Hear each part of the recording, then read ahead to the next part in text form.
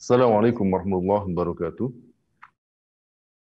Alhamdulillah nahmaduhu wa nasta'inuhu wa nastaghfiruh wa na'udzu billahi min syururi anfusina wa sayyiati a'malina.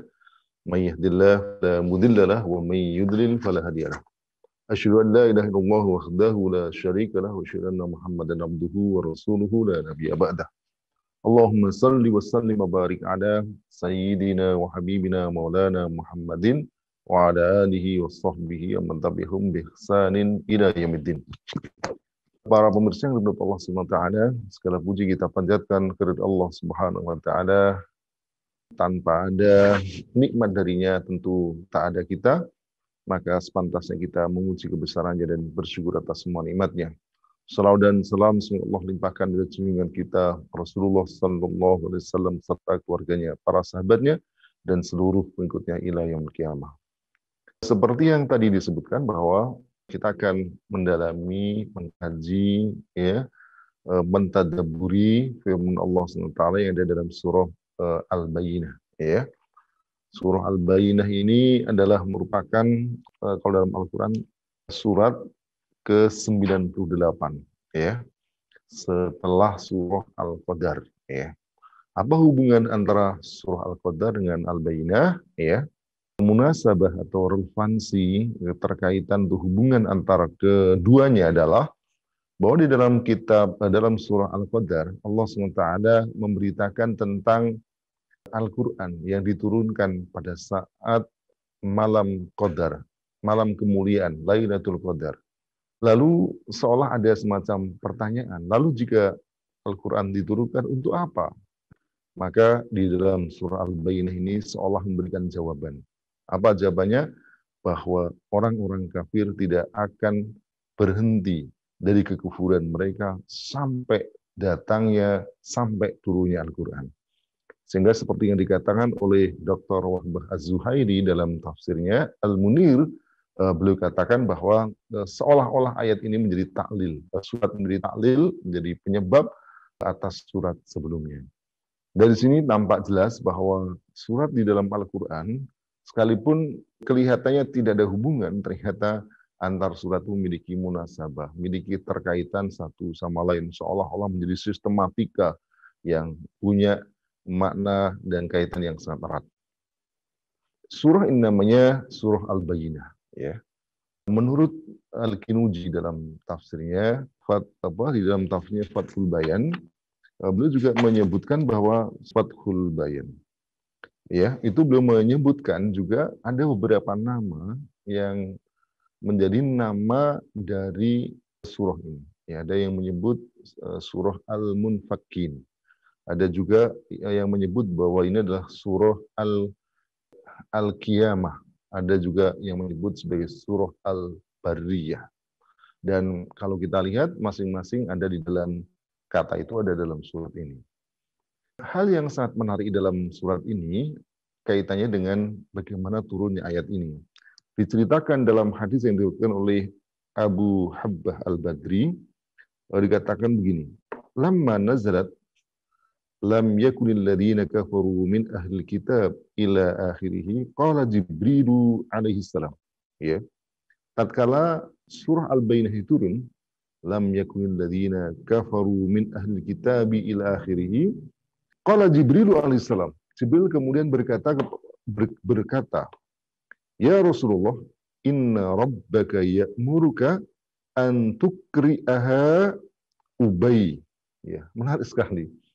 Jadi Rasulullah SAW itu berkata, Jibril berkata, "Wahai Rasulullah, ya, sesungguhnya Tuhanmu memerintahkan kepadamu untuk membacakan surat ini kepada siapa? Ubay, ya, Ubay bin Ka'ab, masya Allah, ya." Faqala Nabiyu, lalu kemudian Nabi berkata li Ubay kepada Ubay radhiyallahu anhu, Rasulullah SAW bersabda, "Inna Jibril amaroni an ukri'aka hadhihi surah." Ya, sesungguhnya Jibril memerintahkan aku untuk membacakan surat ini. Qala Ubay, Ubay kemudian berkata, "Wa qad dzukirtu," ya, seolah tak percaya. Apakah benar? Ya, sungguh-sungguh dia menyebut nama. Summa eh, sama ya Rasulullah, qala na'am. Lalu kemudian Rasul menjawab benar. Lalu qala fabaka Ubay. Jadi kemudian diceritakan Ubay ini menangis. Menangis sangat terharu. Ya. Dalam riwayat yang lain ada juga yang semisal, ya, itu di situ tidak jauh berbeda kalimatnya. Itu diceritakan dari Anas radhiyallahu anhu, innallaha amarni an aqra'a alaika lam yakunil ladzina kafaru. Jadi sesungguhnya Allah SWT merintahkan kepadaku untuk membacakan kepadamu surat ini, lam yakunil ladzina kafaru. Lalu kemudian Ubay bertanya, wasammani laka, ya Allah. Dia seolah pernah bersamani laka, itu. Apakah dia menyebut namaku kepadamu, gitu. Qala na'am. Lalu Nabi menjawab benar. Fabaka. Lalu kemudian dia menangis. Masya Allah, betapa tidak menangis, betapa tidak gembira. Namanya disebut secara khusus Ubay, ya Masya Allah.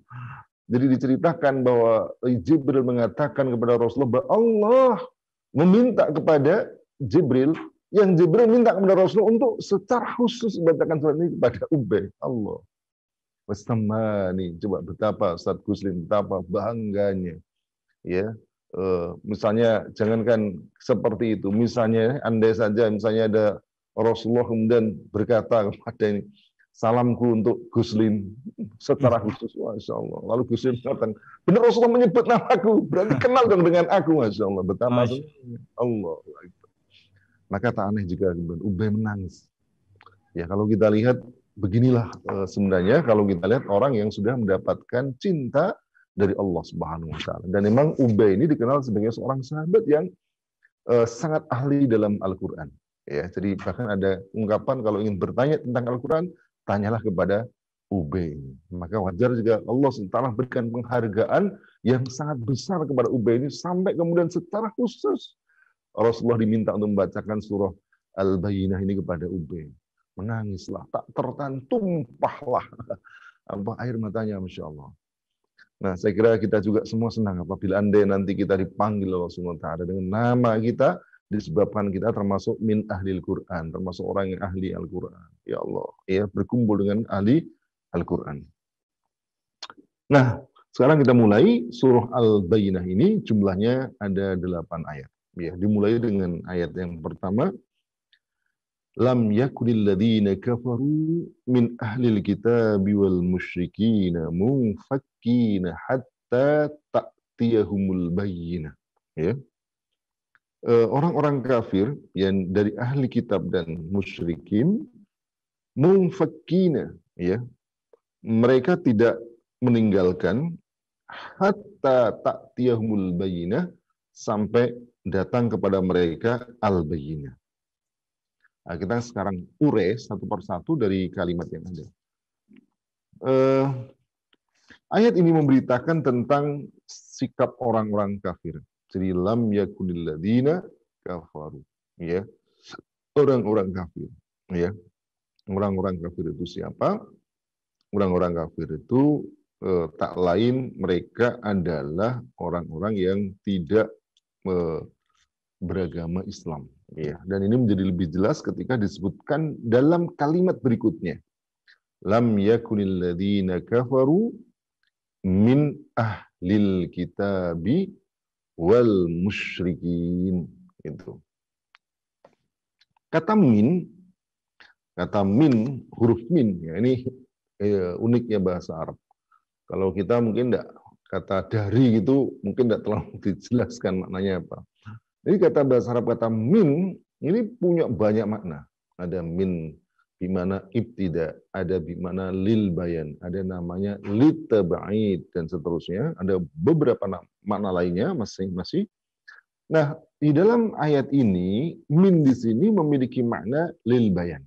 Untuk apa? Untuk memberikan penjelasan terhadap kata sebelumnya.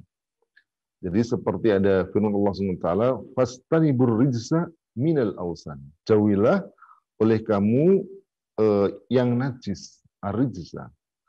Ya, lalu arijsa itu minal ausan yang dia dari berhala-berhala. Jadi berhala ini menjadi bayan terhadap kata arijsa. Seperti misalnya Nabi mengatakan kepada seorang laki-laki ketika dia hendak menikah, lalu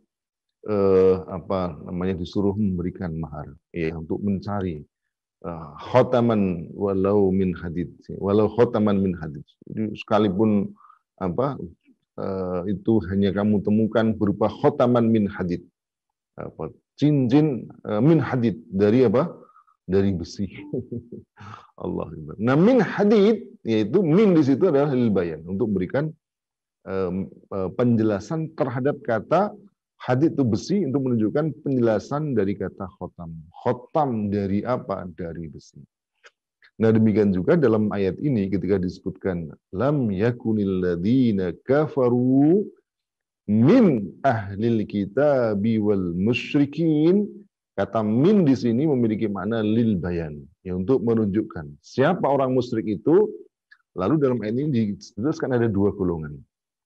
Yang pertama min ahlil kitab, dan orang-orang ahli kitab, ya.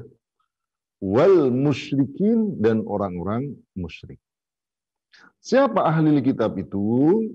Ya, tidak ada perbedaan di kalangan para ulama bahwa yang dimaksud dengan ahli kitab adalah al-Yahudu wan Nasara.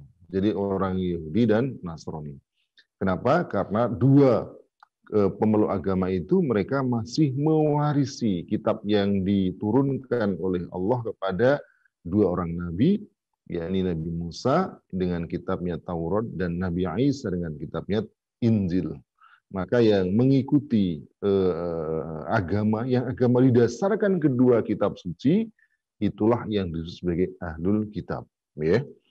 Penamaan ini seperti yang disebutkan dalam surah Al-Imran ayat 65.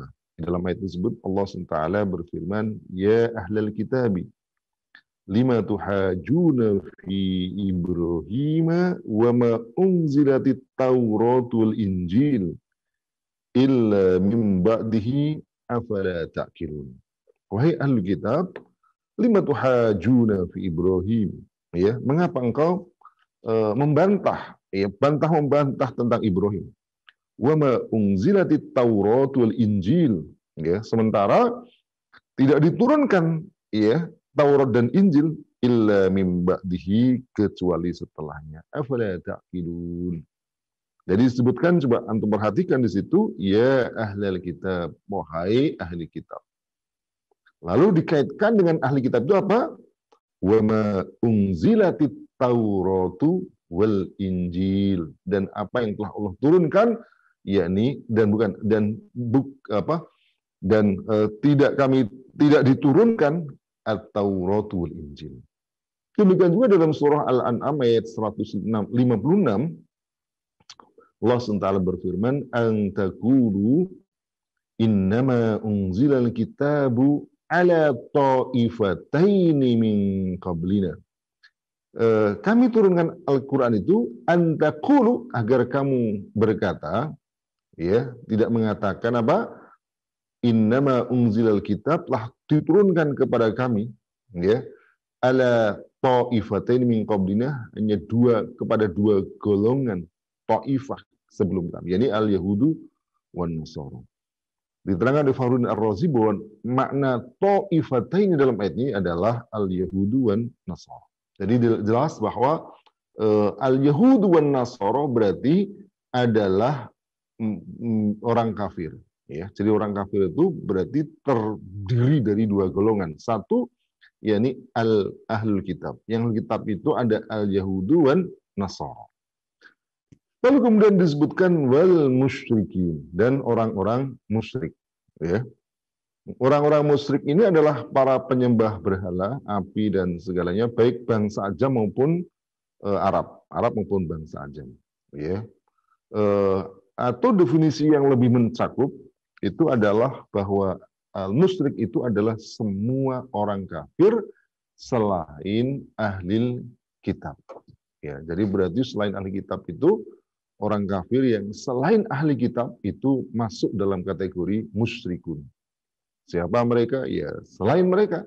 Apakah pemeluk agama Yahudi, Buddha, Sinto, dan seterusnya, atau ya, tidak percaya kepada agama, termasuk ateisme, sosialisme, maka masuk dalam kategori kalau penganutnya al-musyrikun. Bahkan termasuk katakanlah misalnya sekte yang telah menyimpang dari Islam untuk keluar dari akidah Islam, ya seperti Ahmadiyah, yaitu masuk dalam kategori al-musyrikun. Sudah ada rahmatullah SWT. Dalam ayat ini Allah SWT berfirman, lam yakunil ladzina kafaru min ahlil kitabi wal musyrikin. Ya, sekarang kita lihat makna kata titiknya adalah pada kata mungfakin, ya. Kan di sana lam yakun. Ini nanti dia tidak. Lam itu adalah harfu nafiin. Sementara nanti kita dalami apa makna munfakin. Munfakin itu apa? Munfakin itu adalah merupakan ismul fa'il, ya, dari kata infakka. Infakka, isim fa'ilnya adalah munfakin. Infakka itu dalam bahasa Arab itu maknanya adalah sesuatu yang tadinya itu lekat. Lalu kemudian apa? Dipisah, infikak. Jadi dipisahkan.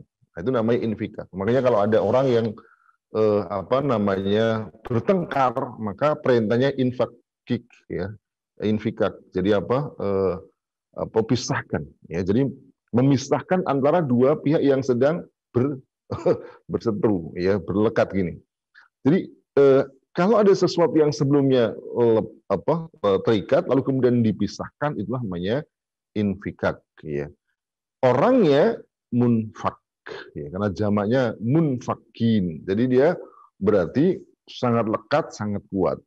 Nah, ketika disebutkan lam yakunil ladzina kafaru min ahlil kitabi wal musyrikina munfakin, berarti apa? Berarti tidaklah orang-orang kafir, baik orang-orang ahli kitab maupun orang musyrik itu mereka tidak munfakin. Berarti tidak terpisah. Maknanya berarti apa? Berarti sangat lekat, kuat, memegang teguh, memegang erat, tidak meninggalkan. Nah, itu munfakin. Nah, pertanyaannya adalah munfakin, ya, tidak terlepas dari apa? Nah, ini tidak dijelaskan dalam ayat ini, ya. Lam yakunil ladzina kafaru min ahlil kitabi wal musyrikina munfakin. Munfakin itu dia tidak terlepas, tidak meninggalkan. Berarti dengan kata lain dia masih lekat. Lekat dengan apa? Nah, ini yang tadi saya katakan, ini tidak dijelaskan dalam ayat ini. Tetapi para ulama itu hampir tidak ada perbedaan di antara mereka tentang tidak terlepas dari apa, tidak terpisah dari apa, tidak meninggalkan dari apa. Karena menurut mereka itu sudah jelas apa, yakni tidak melepaskan, tidak meninggalkan. Dengan kata lain dia lekat, kuat, memegang erat kekufuran mereka. Karena apa? Karena kan bunyinya lam yakunil ladzina kafaru. Nah, orang-orang kafir tidak meninggalkan, tidak lepas, tidak lepas apa? Ya dari kekufuran dia itu. Dengan kata lain, mereka itu megang teguh, megang erat kekufuran mereka itu. Lalu dalam ini disebutkan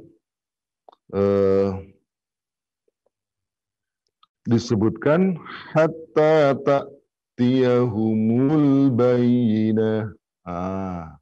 Jadi mereka itu tidak melepaskan, tidak meninggalkan, tidak berpisah dari kekufuran mereka sampai apa? Hatta ta'tiyahumul bayyinah. Sampai datang kepada mereka al-bayyinah. Nah, sekarang kita satu persatu dulu, ya. Harus sabar mengkajinya. Dan hatta ini dalam bahasa Arab memberikan makna lintiha ilghaya. Jadi sampai pada batas akhir. Ya, jadi kalau misalnya di dalam Al-Quran disebutkan apa? Wa kulu wasrabu, makan minumlah hatta yatabayyana al-khaytul abyadu minal khaytil aswadi minal fajr. Misalnya, dan makan minumlah hatta sampai jelas, hatta yatabayyan jelas apa? Benang putih dari benang hitam, yakni dari fajar. Nah, kata hatta itu berarti apa? Mentok di situ. Begitu terbit fajar, maka tidak boleh lagi kulu wasrobu. Nah, itu makna hatta itu begitu. Jadi makanlah sampai, kalau mau ini ring singkatnya, sampai terbit fajar. Gitu. Berarti maknanya apa? Begitu sudah terbit fajar, tidak boleh lagi makan. Nah, itu namanya batas akhirnya, namanya hatta tadi. Kalau di sini disebutkan hatta ta'tiyahumul bayyinah, sampai datang kepada mereka al-bayyinah. Artinya apa? Berarti yang sebelumnya mereka kuat, erat, tidak meninggalkan kekufuran mereka, itu bisa berubah sikap. Bisa berubah sikap ketika apa?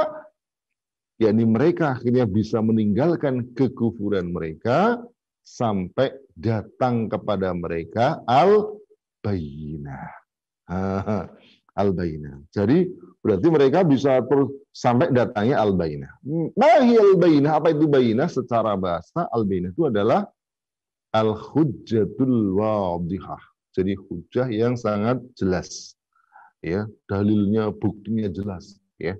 Ibarat matahari di siang hari itu matahari, ya. Itu namanya al-bayyinah. Jadi jelas, terang, ya. Tidak mungkin ada orang bisa berbeda pendapat atas itu. Itu matahari, jumlahnya satu, ya. Atau al-hujjatud dhahirah, sama, ya. Argumentasi yang terang, ya, yang membedakan, yang bisa membedakan antara al-haq wal batil, saking terangnya, ya.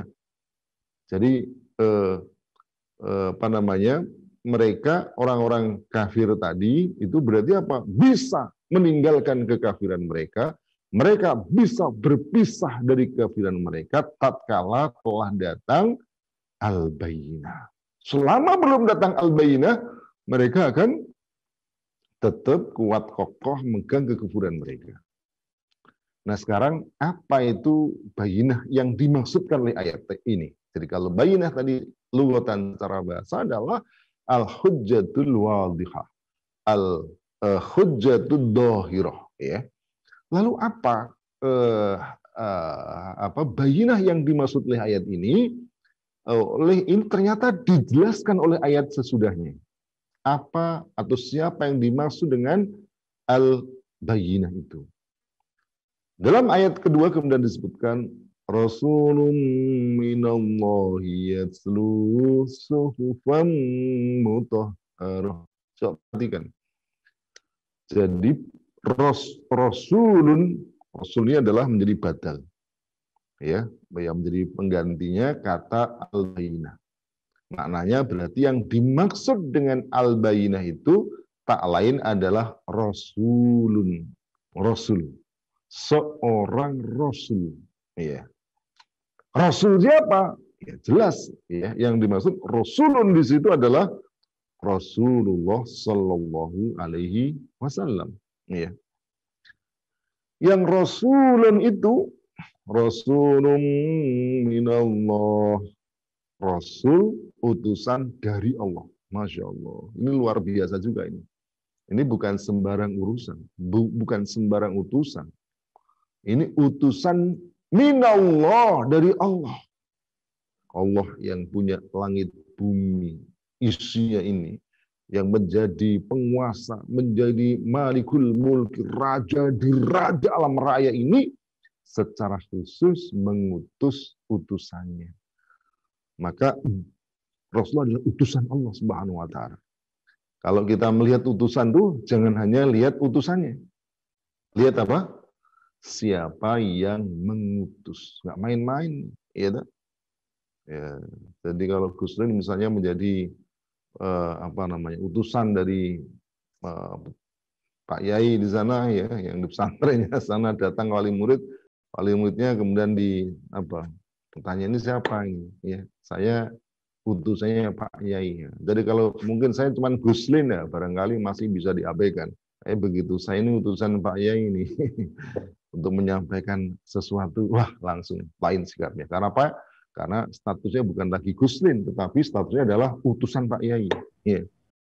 Ini juga begitu. Ini makanya penyebutan minallah ini adalah lil fakhomah, untuk menunjukkan keagungan atau kebesaran.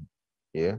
Jadi disebutkan secara khusus Rasulun minallah, utusan dari Allah. Ya, masya Allah. Ya, yang Rasulun minallah ini masih diberikan sifat lagi. Nah, sifatnya juga luar biasa. Yatslu suhufan minallah, Rasulun minallahi, yatslu suhufan mutahharah. Perhatikan, masya Allah. Dia Rasul ini yatslu. Tala yatlu. Tala itu membacakan. Ya, membaca. Ya. Kalau membaca itu artinya tidak menambah, tidak mengurangi. Dia sekadar membaca. Beda dengan kalau menjelaskan. Kalau tugasnya Nabi SAW itu, beliau yatslu. Yatslu, membacakan. Tapi juga sekaligus juga mengajarkan. Nah, intinya saya ingin katakan yatslu di sini memberikan, dia membacakan yang dibaca. Ini bukan sembarang bacaan.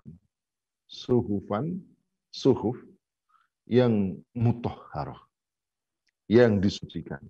Makna mutahharah, disucikan itu adalah munazzahatun minaz-zuri wad-dhalal. Demikian yang dikatakan oleh Imam Asy-Syaukani. Jadi munazzahatun minaz-zuri wad-dhalal. Suci, munazzahah itu disucikan, dibebaskan dari zur wad-dhalal. Minaz-zuri wad-dhalal, jadi kepalsuan dan kesesatan, kebatilan dan kesesatan. Imam Al-Baghawi juga tidak jauh berbeda, maknanya adalah disucikan dari kebatilan, kebodohan, dan kepalsuan. Ibnu Abbas mengatakan suci dari kepalsuan, keraguan, kemunafikan, dan kesesatan. Ibnu Jauzi mengatakan suci dari kemusyrikan dan kebatilan. Ya, dengan kata lain, kata lihat, yang beliau baca ini adalah benar-benar suhuf yang berasal dari Allah Subhanahu wa taala, yang tidak ada kesalahannya. Ya. Kalau dalam ayat yang disebutkan, baik. Jadi saya ingin sampaikan lagi bahwa dengan demikian ayat ini memberikan satu penjelasan bahwa al-bayyinah atau bukti yang nyata itu bisa dua. Ada yang mengatakan maknanya adalah Rasulullah, Rasulullah minallah. Yang kedua, ada juga yang mengatakan bahwa al-bayyinah itu adalah suhufam mutahhar. Jadi suhuf, ya, lembaran-lembaran suci yang disucikan. Ya. Nah, menjadi lebih lebih jelas lagi ketika disebutkan di dalam ayat berikutnya, fiha kutubun qayyimah. Di dalamnya terdapat kitab yang lurus. Nah, kutubun qayyimah. Ma huwa kutub, dalam mana ayat ini? Ada yang mengatakan bahwa makna dari kutub di dalam ayat ini, kutub itu jamak dari kata kitab, itu adalah al-ayatul maktubah fis suhuf. Jadi yang dimaksudkan adalah ayat-ayat yang tertulis di dalam suhuf itu. Fiha kutubun qayyimah, yakni fiha al-ayatul maktubah. Ya, di dalamnya ada ayat-ayat yang tertulis. Begitu maknanya. Kemudian yang kedua, ada juga yang mengatakan bahwa makna kutub di sini adalah al-ahkam, hukum-hukum. Di dalamnya berarti ada hukum-hukum yang lurus. Ya. Ini seperti dalam surah Al-Maidah, bukan Al-Mujadilah ayat 21. La aghlibanna ana wa rusuli innallaha qawiyyun aziz. Sungguh la aghlibanna ana. Sungguhnya Allah telah menetapkan, ya. Sebentar. Kataballahu la aghlibanna ana. Jadi kalimat awalnya itu kataballahu la aghlibanna ana. Nah, kataballah maknanya adalah Allah telah menetapkan, ya. Apa la aghlibanna ana? Aku yang menjadi pemenangnya, aku yang pasti menang dan Rasul-Rasulku, ya. Demikian juga dalam satu hadis Nabi Shallallahu Alaihi Wasallam dia bersabda, la uqdiyanna bainakuma bi kitabillah. Diceritakan ceritanya ada dua orang yang melakukan dosa, ya. Jadi dosa berupa zina muhsan. Nah, Nabi mengatakan la aqdiyanna bainakuma. Aku sungguh akan memutuskan di antara kalian bi kitabillah, dengan kitab Allah. Ternyata setelah itu beliau memutuskan keduanya untuk dirajam. Kita tahu bahwa hukuman rajam tidaklah ada dalam Al-Quran, tidak ada dalam kitab Allah dalam pengertian dalam Al-Quran. Oleh karena itu makna bi kitabillah menurut para ulama adalah bi hukmillah, dengan hukum Allah. Ya, demikian penjelasan Fakhruddin Ar-Razi dalam Mahfudul Ghaib dan beberapa tafsir yang lain. Nah, jadi intinya ini menjadi semakin jelas, ya, bahwa di dalam Al-Quran itu sudahlah mutahharoh, disucikan, bahkan isinya pun adalah ayatul maktubah, ya. Ayat-ayat yang mulia yang dalam suhuf itu yang qayyimah, yang lurus, yang tidak ada kebengkokan sama sekali. Atau fiha al-ahkamu al-qayyimah, jadi hukum-hukum yang lurus, hukum-hukum yang tidak ada kesalahan, hukum-hukum yang terbebas dari hawa nafsu manusia, hukum-hukum yang terbebas dari tendensi kepentingan orang. Ya, kalau hukum itu diserahkan kepada manusia, kita tahu sendiri tidak akan bisa dilepaskan dari apa? Tendensi dan kepentingan manusia. Yakni pembuatnya. Tidak mungkin ada pembuat hukum, dia membuat hukum yang merugikan dirinya. Coba aja kamu lihat, ya. Hukum tentu akan menguntungkan buat buat pembuatnya, ya. Jadi bisa dilihat, tidak usah disebut satu persatu karena itu sudah saking jelasnya. Baik, sebelum saya lanjutkan, saya ingin mereview kalimat atau ayat yang pertama tadi. Setelah itu nanti kita akan buka jawab. Jadi saya 5 menit lagi lah sedikit, ya. Tuh, mudah-mudahan sampai dari itu. Ayat ini memberitakan kepada kita tentang satu sikap orang kafir yang mereka itu tidak melepaskan diri mereka dari kekufuran sampai datangnya al-bayyinah. Ya. Pelajaran penting yang dapat kita ambil sebenarnya apa? Bahwa perkara akidah itu perkara yang ternyata punya pengaruh yang sangat luar biasa. Ketika sudah ditanamkan kepada diri seseorang, lalu kemudian melekat kuat dalam dadanya, maka itu tidak begitu mudah akan hilang. Itu sekalipun bahkan akidah keyakinan itu salah. Ya, Gus Lin mungkin di kecil dulu pernah enggak ditakut-takuti misalnya oleh orang tuanya atau siapa terhadap hantu gitu, pernah enggak? Ya, sering. Sering Kiai. Takut jadinya keluar. Ketika kecil ditakut-takuti di sana itu ada hantu. Bahasa apa ya? Di ini Jawa itu ada genderuwo, ada kuntilanak, serem-serem. Nah, itu kalau kemudian disampaikan, lalu kemudian itu meresap di dalam pikiran, bahkan dalam hati. Sehingga ketika anak itu sendirian, dia bukan takut kepada Allah, takut apa? Ada hantu.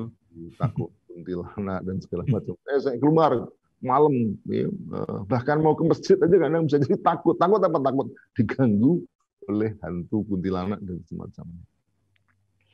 Nah, meski sudah dijelaskan, ya, kamu jangan takut pada hantu, takutlah kepada Allah. Tapi itu enggak mudah. Coba aja, misalnya sudah dididik begitu, suruh kuburan malam-malam sendirian, takut juga itu. Ustaz Gusin, takut enggak itu ya? Apalagi kuburannya jauh dari perkampungan, gelap, Masya Allah. Jadi keyakinan yang ditanamkan mulai kecil itu begitu sulit untuk bisa dilepaskan. Sekalipun bahkan sudah ada penjelasan yang argumentatif untuk itu. Maka coba kalau panjenengan perhatikan ya, katakanlah misalnya orang Sinto ya, mereka menyembah katakanlah matahari gitu ya. Kan sebenarnya kalau menggunakan akalnya sedikit saja itu mereka tak akan menyembah matahari. Apa hubungannya mereka dengan matahari? Ya. Tapi itu sudah ditanamkan sejak kecil. Itu tidak begitu saja mudah dari akalnya, tidak begitu saja mudah dari hatinya. Demikian juga yang menyembah api, menyembah pohon, menyembah kayu, dan seterusnya itu ya. Itu tidak kemudian mudah hilang kalau sudah ditanamkan sejak kecil. Itulah betapa besarnya pengaruh akidah itu. Sehingga kalau dalam ayat ini disebutkan munfakin lam yakun ladzina kafaru ahlil kitab musyrikin munfakin, tidak lepas, tidak meninggalkan. Kalaupun meninggalkan harus ada apa? Hatta ta'tiyahumul bayyinah. Berarti harus ada argumentasi, alasan, bukti yang sangat jelas, yang gamblang, yang terang benderang, yang menunjukkan bahwa keyakinan salah. Nah, itu saja nanti dalam ayat berikutnya. Itu tidak kemudian mereka mudah meninggalkan keyakinan mereka, sekalipun sudah diterangkan, didatangkan bayinah itu, al-hujjatul wadihah.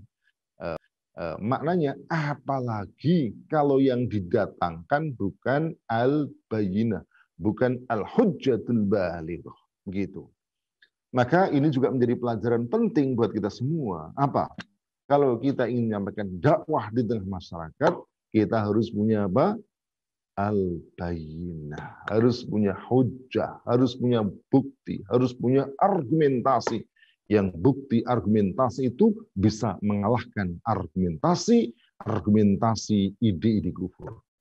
Kalau enggak, bukan kita kalau enggak bisa mendatangkan, enggak bisa membuat mereka melepaskan dari keyakinan mereka. Bahkan bisa jadi orang tadi itu tergulung kalah dan kemudian ikut kafir.